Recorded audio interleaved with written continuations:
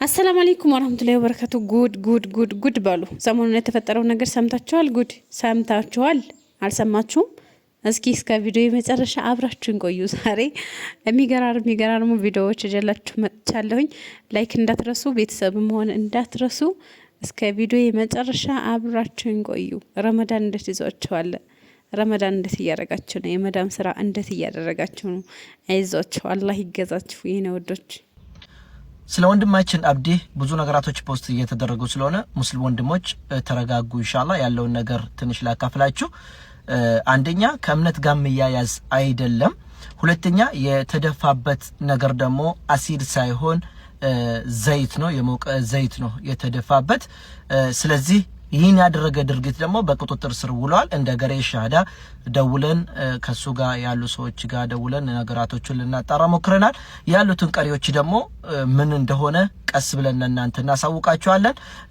ያም ሆኖ ግን አሁን ይህ ነገር ያደረገው አካል ከጀርባው ምን አለ የሚለው ነገር ደግሞ እንግዲህ ህግ አጣርቶ እኛም ደግሞ ያለውን ነገር አጣርተን ወደ እናንተ የምናደርስ ይሆናል።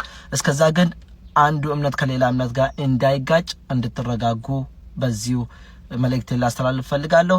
የማይሆን ነገር ፖስት አድርጋችሁ ከሆነ ያ ፖስታችሁን በትዳር አጋሩ የፈላ ዘይት የተደፋበት ወጣት ታሪክ ብዙዎችን አሳዝኗል። ወጣት አብዲ ረጋሳ በሸገር ሲቲ ሰበተ የረመዳን የኢፍጣር መርሃ ግብር አጠናቆ መኝታው ላይ ጋደም ባለበት ወቅት በባለቤቱ ሳምቡሳ እየጠበሰችበት የነበረውን የፈላ ዘይት በላዩ ላይ በመድፋት ዘግናኝ ጥቃት ፈጽማበታለች። በአሁኑ ወቅት ወጣቱ በከፍተኛ የቃጠሎ አደጋ በሕክምና ተቋም ውስጥ የሚገኝ ሲሆን ማህበረሰቡን በድርጊቱ ከፍተኛ ድንጋጤ ውስጥ ወድቋል። በተጨማሪም እንዲህ ያሉ ዘግናኝ ድርጊቶች በዝምታ መታለፍ እንደማይገባቸው የቅርብ ቤተሰቦቹ ገልጸዋል።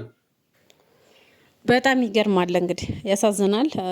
እስከዛሬ የምንሰማው ሴት ላይ ነበረ እና አሁን ደግሞ ሴቶች ወደ ወንዶችና ብዙ ነገር እየተባለ ነው። አይ ወስልቶባት ነው ምናምን እየተባለ ነው። ግን ይሄ ያልተረጋገጠ ወሬ ነው። እንትን አንደኛ ልጁ ፓስተር ነበር እና ሰለምቴ ነው። አሁን ላይ በቃ ዳኢ ነው፣ ኡስታዝ ነው እና ምናልባት ሌሎች ወገኖች ሊሆን ይችላል እንደዚህ ያጠቁት ምናምን እየተወራ ነበር። ግን ሚስቱ ናት እና እንደዚህ ልታደርገው የቻለችው የፈላ ዘይት የሰንቡሳና አሁን ይሄ ልጅ ምኑ ነው ሰንቡሳ የሚመስለው ማለት ነው። ሰንቡሳውን ጠብሳ ስትጨርስ ወደ እሱ የሄደችው ልጁ ምኑ ነው ሰንቡሳ የሚመስለው ነው የኔ ጥያቄ ማለት ነው። እና ወላሂ ከባድ ነው በእሳት መቃጠል፣ በተለያውን በዘይት ህመሙና ስታስቡት በጣም ይከብዳል። እና ብቻ አላህ ይርዳው። ከባድ ነውና አሁን ላይ መነጋገሪያ የሆነ ቪዲዮ ነው። እንደውም ባለፈ ከፖስትኩት የሳኡዱ ንጉስ በጥፊ ብሎኝ መቶኝ 8,000 ሪያል ሰጠኝ ያለችው መነጋገሪያዋ ሰይፉ ኢቢኤስ ላይ እንግዲህ ያን ቪዲዮን በጣም ቀልድበታል። እሱም ቪዲዮ እስኪ እኔና እንመለሳለን። በዛውም ሌሎችም ቪዲዮዎች አሉኝ። እየተዝናናችሁም ቁም ነገር እየያዛችሁም ትቆያላችሁ። ከኔ ጋር አብራችሁን ቆዩ። ላይክ እያደረጋችሁ አረ ሊንኩን ላኪልኝ እስኪ እኔም ልምታውና ይስጠኝ። እንዲህ ተጀመረ ደግሞም ነበር 16,000 ሪያል እኮ ይላል እንዴ! እኔም አይቼዋለሁ ስትመታው።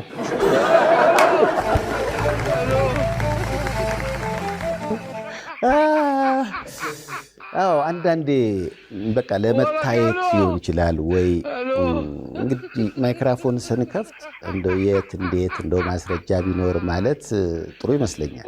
አለበለዚያ በእኛ ጊዜ እንደነበረው ወይ ሰሞኑን ረገጣ ፖድካስት ቢጀምር አሁን በእኛ ጊዜ የውሸት ስሙ ምን ነበራችሁ? ምን ነበር ታስታውሳላችሁ? ውሸት ቁጭ በቅርብ ቀን እኔም እጀምራለሁ ቁጭ ፖድካስት። እንዴት ነው እንዴት ነሽ? ደህና ነሽ ወይ የኔ ቆንጆ? ሁሉ ሰላም ነው?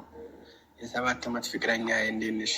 እኔ የምልሽ አሁን በቤሩት እና በዱባይ በሳውዲ ቦምብ ስላለ እስቲ ምናልባት ንሳ መግባት አለብሽ በመጀመሪያ። ሁለተኛ ደግሞ ገንዘብሽ የት ነው ያለው? ምናልባት እንግዲህ ያለሽ ገንዘብሽ ያለበትን ቦታ ማወቅ ስላለብኝ ነው። እንደ አጋጣሚ ከተሸኛችሁ ምናልባት ማለት መጀመሪያ ንሳ መግባት አለብሽ። ሁለተኛ ደግሞ ገንዘብሽ ያለበትን ደግሞ ለእኔ የኔ እናት እነግርሃለሁ። ምን ቸገረህ? ገንዘቤ ያለው እንትኑ ነው እዚህ ካቧላ አይደለ ድንጋው ስር እዛ ውስጥ ደብቄዋለሁ ማለት ነው። ደብቄዋለሁኝ ያው ከ10ኛ ክፍል ያቋረጥኩበት ደብተሬን እዛ ደብቄዋለሁ። አዎ እዛ ፈልገው እሱ ነው ንብረቴ ማለት ነው። አዎ የኔ ብር አይገኝም። ለአንተ ብትሞት አልሰጥም። እኔ በሞት እንኳን ለቤተሰቦች አውርሼ ነው ልንገርህ። አዎ ገና ጦርነት ይገላታል ብለህ እንደዚህ ትላለህ? በጣም ነው የሚያሳዝነው። በሉሽ ይህን ያህል ከሳቅን ይህን ያህል ከተዝናናን ደግሞ አንድ ቆንጅዬ ድምጽ ያለው ሰሞኑን ልክ እንደ አፊፍ በጣም የተመቸኝ ቁርአን አንድ ወጣት እየቀራ ቲክቶክ ላይ ያገኘሁትና እሱን ልጋብዛችሁ። እስከ መጨረሻው አዳምጡ። قالوا يا أيها العزيز إن له أبا شيخا كبيرا فخذ أحدنا مكانه إنا نراك من المحسنين قال معاذ الله أن نأخذ إلا من وجدنا متاعنا عنده إنا إذا لظالمون فلما استيئسوا منه خلصوا نجيا قال كبيرهم ألم تعلموا أن أباكم قد أخذ عليكم موثقا من الله ومن قبل ما فرطتم في يوسف فلن أبرح الأرض حتى يأذن لي أبي أو يحكم الله لي وهو خير الحاكمين ارجعوا إلى أبيكم فقولوا يا أبانا إن ابنك سرق وما شهدنا إلا بما علمنا وما كنا للغيب حافظين واسأل القرية التي كنا فيها والعير التي أقبلنا فيها وإنا لصادقون وراودته التي هو في بيتها عن نفسه وغلقت الأبواب وقالت هيت لك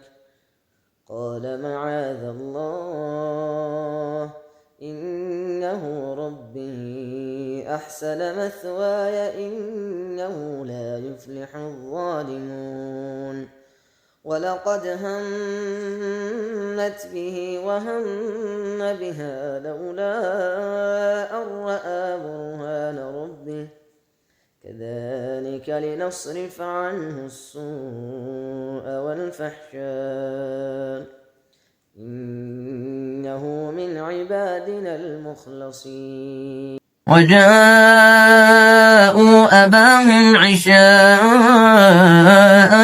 يبكون قالوا يا أبانا إنا ذهبنا نستبق وتركنا يوسف عند متاعنا فأكله الذئب وما أنت بمؤمن لنا ولو كنا صادقين وجاءوا على قميصه بدم كذب قال بل سولت لكم أنفسكم أمرا فصبر جميل والله المستعان على ما تصفون قال سلام عليك سأستغفر لك ربي إنه كان بي حفيا وأعتزلكم وما تدعون من دون الله وأدعو ربي عسى ألا أكون بدعاء ربي شقيا أعوذ بالله من الشيطان الرجيم والله جعل لكم مما خلق ظلالا وجعل لكم من الجبال أكنانا وجعل لكم سرابيل تقيكم الحر وسرابيل تقيكم بأسكم كذلك يتم نعمته عليكم لعلكم تسلمون فإن تولوا فإنما عليك البلاغ المبين يعرفون نعمة الله ثم ينكرونها وأكثرهم الكافرون ويوم نبعث من كل أمة شهيدا ثم لا يؤذن للذين كفروا